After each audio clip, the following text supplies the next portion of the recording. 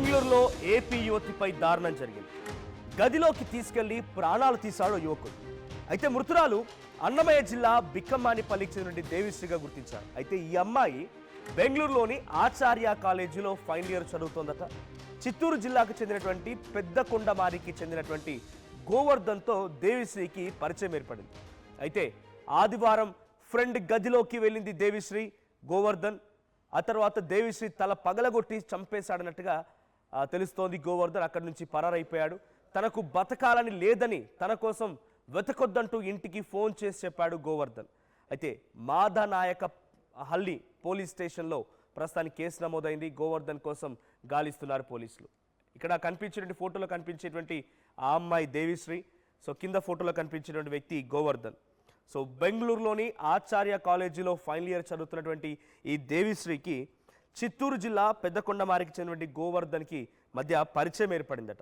అయితే ఆదివారం రోజున ఫ్రెండ్ గదిలోకి వెళ్ళింది దేవిశ్రీ అండ్ గోవర్ధన్ కూడా ఒక ఫ్రెండ్ రూమ్కి వెళ్ళారట.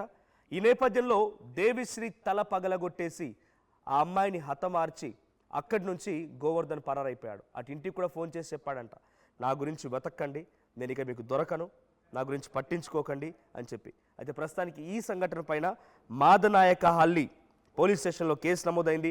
గోవర్ధన్ కోసం పోలీసులు గాలిస్తున్నారు. అయితే దేవిశ్రీని హతమార్చడం గల కారణం ఏంటి? దేవిశ్రీ తనకు పరిచయం ఉన్న వ్యక్తే. మరి దేవిశ్రీని ఎందుకు హతమార్చాల్సి వచ్చింది ఆ యువకుడు? దేవిశ్రీపై ఎందుకు ఇంత పెద్ద ఎత్తున కుట్ర పన్నాల్సి వచ్చింది? దేవిశ్రీ అనే అమ్మాయిని ఎందుకు ఒక గదిలోకి తీసుకువెళ్ళి, తన ఫ్రెండ్ గదిలోకి తీసుకువెళ్ళి ఇంత దారుణంగా తలపై బండరాయితోనో లేకపోతే ఉన్నటువంటి కొన్ని వస్తువులతోనో పగలగొట్టి ఎందుకు తన తలని బాది హతమార్చాల్సి వచ్చింది? సో గోవర్ధన్ దేవిశ్రీకి మధ్యనటువంటి ఆ పరిచయం ఎటువంటిది? ఇవన్నీ విషయాల్లో ప్రస్తుతానికి పోలీసు దర్యాప్తు కొనసాగిస్తున్నారు. సో చిత్తూరు జిల్లాకు సంబంధించినటువంటి ఆ అమ్మాయి ఇప్పుడు కొంత ఈ సంఘటనలో మరణించింది. గోవర్ధన్ అక్కడి నుంచి ఎస్కేప్ అయ్యాడు. మరి ఎక్కడికి పారిపడి అన్ని విషయాలపైన పోలీసులు కొంత విచారిస్తున్నారు. మా ప్రతినిధి సురేష్ సిద్ధంగా ఉన్నారు. సురేష్, సో ప్రజెంట్ దేవిశ్రీ అనేటువంటి ఈ అమ్మాయి మరణానికి కారణం ఏంటి? ఇంతకీ ఆ గోవర్ధన్ అనే వ్యక్తి ఎవరు? వాళ్ళిద్దరి మధ్య పరిచయం ఏంటి? ఎందుకు ఆయనతో పాటుగా ఒక గదిలోకి వెళ్లాల్సి వచ్చింది? అప్డేట్స్ ఏంటి విషయం పైన?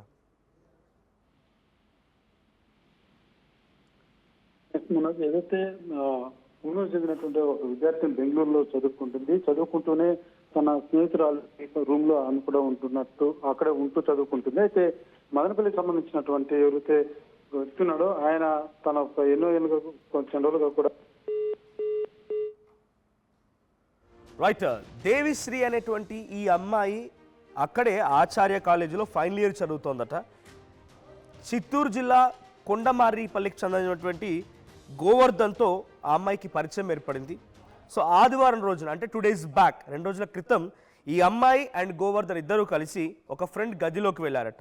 అదే గదిలో దేవిశ్రీ తలని పగలగొట్టి హతమార్చాడు. ఆ అమ్మాయిని కొంత చంపేశాడు ఈ గోవర్ధన్ అనేటువంటి యువకుడు.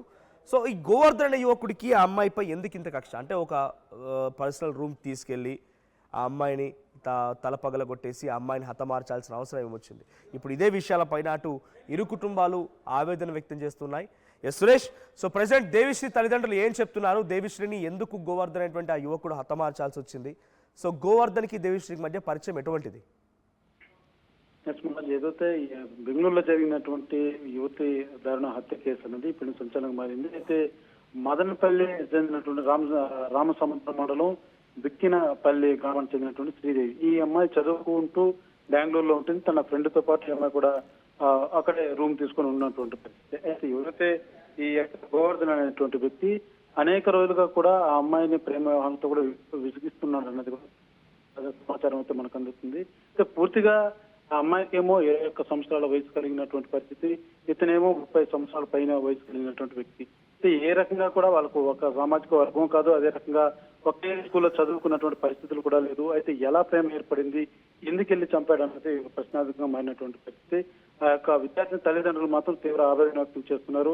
ఇది ప్రేమ వ్యవహారం అయి ఉందా, ఏ రకంగా ఎందుకు చేశారన్నది మాకు అర్థం కాలేదు. పోలీసులు కూడా పూర్తి స్థాయిలో దర్యాప్తు చేసి మాకు తెలియజేయాలంటూ కూడా వాళ్ళ తల్లిదండ్రులు అయితే పోతున్నటువంటి పరిస్థితి. అయితే దీంతో మొత్తానికి ప్రేమ వ్యవహారం ఉందా, ఏదైతే ఆమె విద్యార్థిని కాలేజీకి వెళ్ళి వచ్చిన తర్వాత తన స్నేహితురాలు రూమ్ లో ఉన్నటువంటి తరుణంలో వాళ్ళిద్దరు కూడా ఉన్నారు. ఆ స్నేహితురాలు కూడా ఉన్నటువంటి ఆ స్నేహితురాలు బయట వెళ్ళడం, ఆ తర్వాత ఇతను ఎవరైతే గోవర్ధన్ అనే వ్యక్తి రూమ్కి వెళ్ళడం, రూమ్ లో ఉన్నటువంటి ఆ అమ్మాయి మీద ఒకసారి దాడి చేసి చంపైనట్టుగా కూడా తెలుస్తుంది. ఈ నేపథ్యంలోనే కర్ణాటక చెందినటువంటి పోలీసులు కూడా అతను గాలిస్తున్నట్టుగా తెలిసింది. తాజాగా మనకు అందుతున్నటువంటి సురేష్, ఇక్కడ సమాచారం దేవిశ్రీ మేరకు గోవర్ధన్ ఆ తల్లిదండ్రులకు ఎప్పుడైనా చెప్పుకుందా గోవర్ధన్ లా ఇబ్బంది పెడుతుండేవాడు, టార్చర్ చేస్తున్నాడు, ప్రేమ అని వెంట పడుతున్నాడని ఆ అమ్మాయి ఎప్పుడైనా తల్లిదండ్రులకు చెప్పిందా? ఇప్పటి వరకు మనకు అందినటువంటి సమాచారం మేరకు అసలు ప్రేమ వ్యవహారం మా కూతురు అలాంటిది ఏమీ లేదన్నది వాళ్ళ తల్లిదండ్రులు అదే రకంగా బంధువులు అయితే తెలియజేస్తున్నారు. ఎందుకంటే మా అమ్మాయి అటువంటిది కాదు, అటువంటిది ఏదైనా సమస్య ఉంటే కూడా మాకు చెప్పేది, కానీ మాకు అయితే ఏం చెప్పలేదంటూ కూడా బంధువర్గం అయితే తెలియజేస్తున్నారు.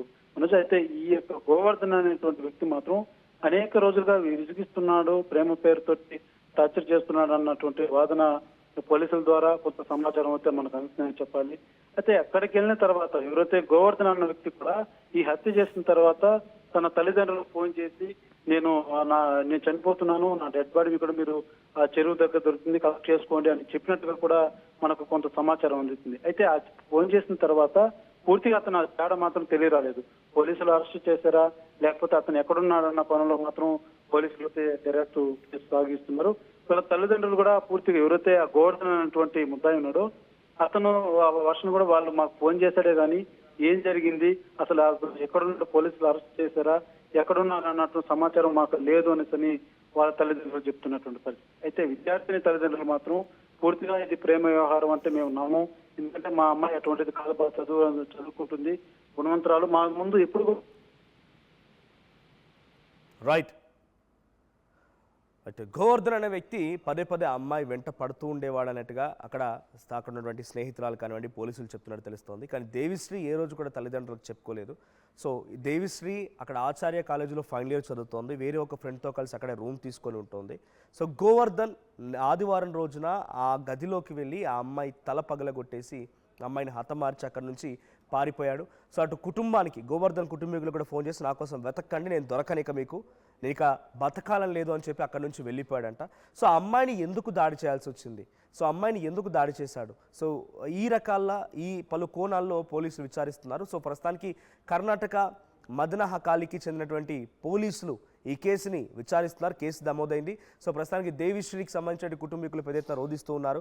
సో దీనికి సంబంధించి పూర్తి వివరాలు ఇంకా పోలీసుల విచారణ మరింతగా బయటపడే అవకాశం ఉంది. ఇంతకీ ఆ గోవర్ధన్ ఎక్కడికి పారిపోయాడు ఏంటి అనేది పోలీసుల విచారణలో తేలితలేమే అవకాశం ఉంది. అసలైన తొలి వెలుగు. ఫాలో వాట్సాప్ @తొలి వెలుగు official.